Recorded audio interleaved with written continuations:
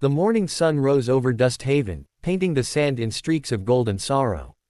The town was quiet, too quiet for a place that used to hum with laughter and music. Sheriff Eli Granger stood at the edge of Main Street, hat in hand, staring at the bullet holes that scarred the saloon doors. They weren't just marks of violence, they were reminders of a promise he once made to never draw first again.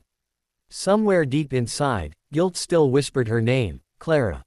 Clara had been the only light Dust Haven ever saw. Her laughter could turn a dust storm into a summer breeze. But when she left town 2 years ago, after her brother was killed in a gunfight Eli couldn't stop, she took that light with her. Now the air smelled of whiskey, blood, and regret.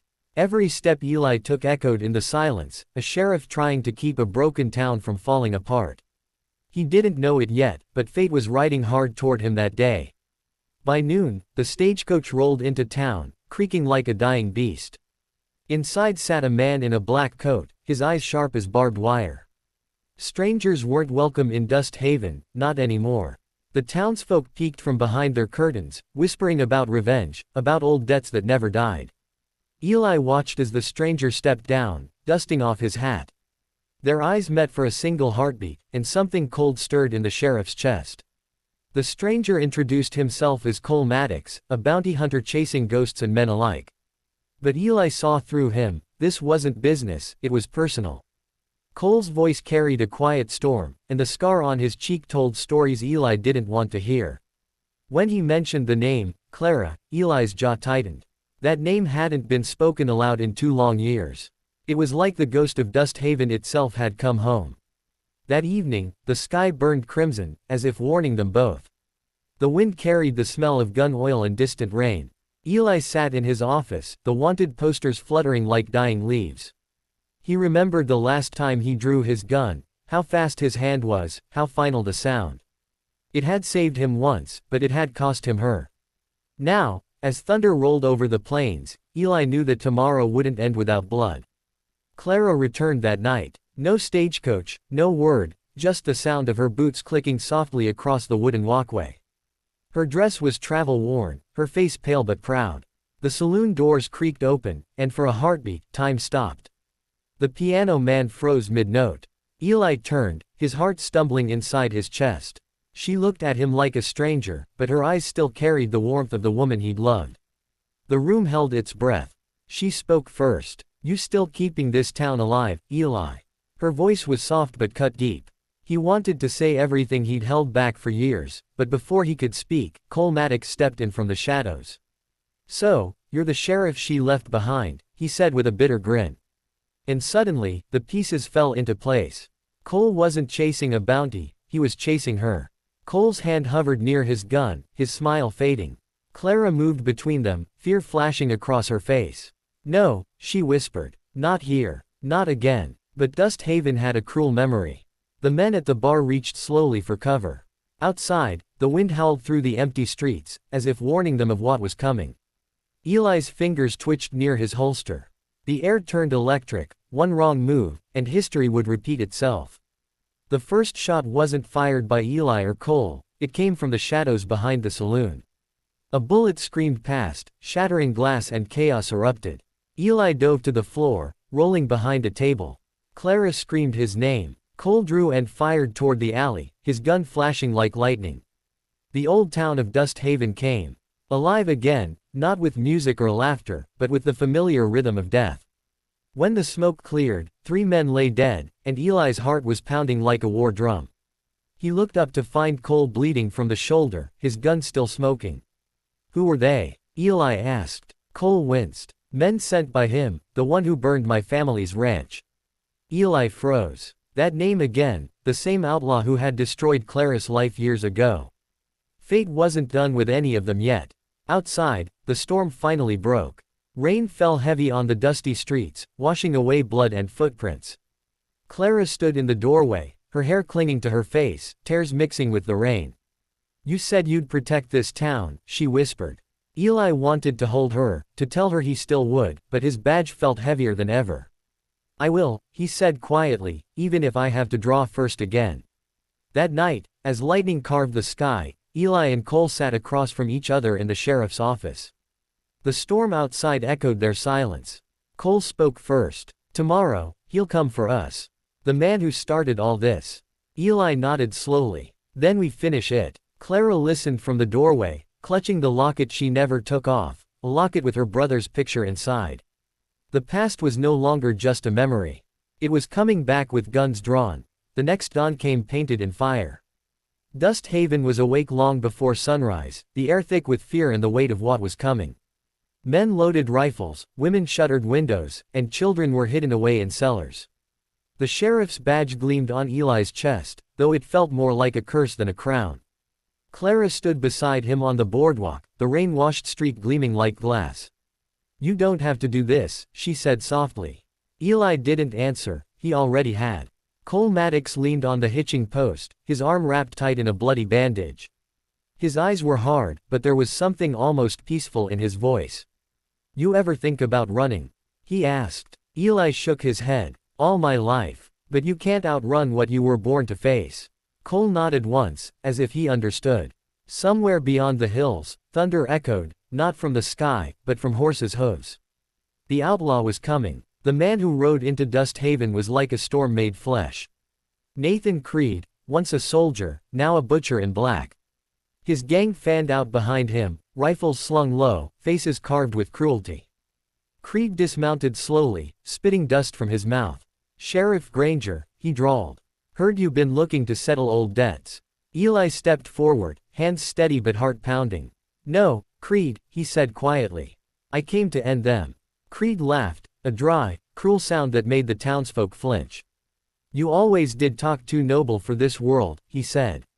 "Let's see if you still draw as fast as they say." His fingers twitched near his holster. Cole stepped out beside Eli, his gun already drawn. Clara screamed from behind them, "Don't do this." But her voice was swallowed by silence, the kind that always comes before thunder. The world seemed to hold its breath. The draw was so fast, it was almost invisible. Guns roared, smoke burst, and time shattered into chaos. Eli felt the sting of a bullet graze his arm, but he didn't stop. His own revolver barked once, twice. Creed's men fell like dominoes in the dust. Cole moved like a shadow, firing, ducking, reloading in one smooth motion. But Creed himself was still standing, a dark smile twisting his mouth as he fired point blank. The bullet hit Cole square in the chest. He staggered back, eyes wide, blood blooming through his coat. Clara screamed his name as he fell. Eli turned, rage blinding him. The world went red. He raised his gun, but Creed was faster, or thought he was. The two men fired at the same instant, a single thunderclap that split the dawn. When the smoke cleared, Creed lay still on the ground, a hole between his eyes. Eli's gun dropped from his hand. Eli knelt beside Cole, his breath ragged. The bounty hunter's lips curved in a faint smile. "Told you, I'd find him," Cole whispered. "Guess I did." His voice faded like wind through canyon walls.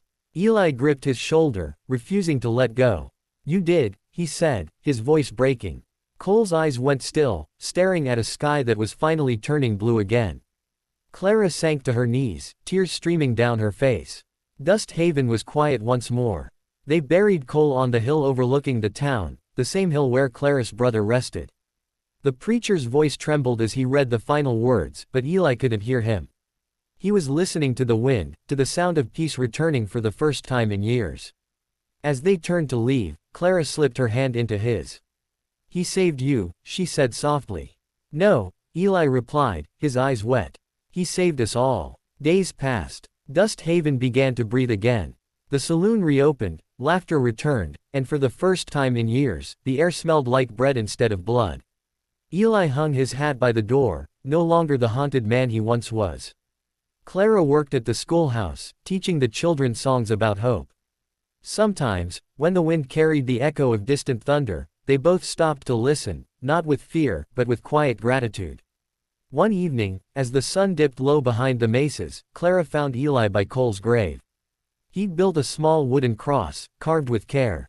"You still carry your gun," she said gently. Eli smiled faintly. "Some habits keep us alive." She reached for his hand. "Some habits keep us alone." The wind lifted her hair, golden in the sunset. "Maybe it's time to learn new ones," she whispered. And for the first time, Eli didn't pull away. In the weeks that followed, Dust Haven turned from a ghost town into a home again. New settlers arrived, rebuilding what war and pride had destroyed. The sheriff's badge still hung on Eli's chest, but now it shone with purpose, not burden. Clara's laughter echoed through the streets, as if she'd breathed life back into the town itself. They planted flowers near the graves, symbols of rebirth in a place once ruled by death. Every night, Eli walked the quiet streets, his boots clicking softly on the wooden boards. The stars above Dust Haven seemed closer now, like they were keeping watch. Sometimes, he still heard Cole's voice in the wind, reminding him that courage wasn't about drawing first, it was about standing last. The thought made him smile. For the first time in forever, he wasn't haunted by his past, he was guided by it. Months later, word spread that Dust Haven had become the safest town in the territory. Travelers spoke of a sheriff who didn't need to draw to command respect, and a woman whose kindness rebuilt broken souls. Clara and Eli stood side by side, watching children play in the square where once bullets had flown. The past would always be part of them, but it no longer ruled them. It was just a story told around campfires now.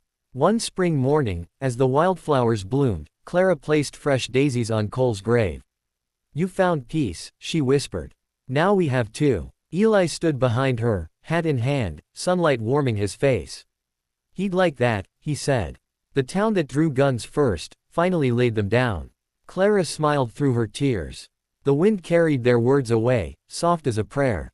That night, a new sound drifted through Dust Haven, music. The piano in the saloon played again, and laughter spilled into the streets.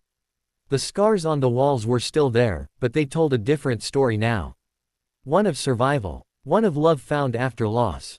And, as the stars shone over the desert, Eli and Clara danced slowly, their shadows swaying in the lantern light, hearts finally free of ghosts. In the distance, thunder rolled once more, but it wasn't a warning. It was a song of the plains, a memory of battles fought and won. Dust Haven would never forget the days of blood and dust, but it would no longer be defined by them. The town that drew guns first had become the town that learned to forgive. And in that forgiveness, it found its heartbeat again. When dawn came, the sky blazed pink and gold. Eli stood on the porch of the sheriff's office, watching the sun rise. He felt Clara's arms wrap around him from behind. "Beautiful, isn't it?" she whispered. He nodded. "Yeah," he said softly. "It's a new day." And for once, that didn't sound like a promise, it sounded like peace. As the morning train whistled in the distance, Dust Haven stirred to life again. Merchants opened their doors, children chased each other down the dusty street, and the bell at the church rang clear. Life had returned to a town once lost to fear. Eli kissed Clara's forehead and smiled. "No more running," he said. "No more fighting." She looked up at him, eyes bright. "Just living." By sunset, the desert glowed red once more, but this time the color meant warmth, not blood. Eli sat outside with Clara, watching the horizon fade into starlight. The wind carried the scent of rain and renewal. Somewhere out there, Cole's spirit rode free. The town that once drew guns first now raised its head high, unbroken, unafraid, unforgettable. And in the quiet, Dust Haven finally slept in peace.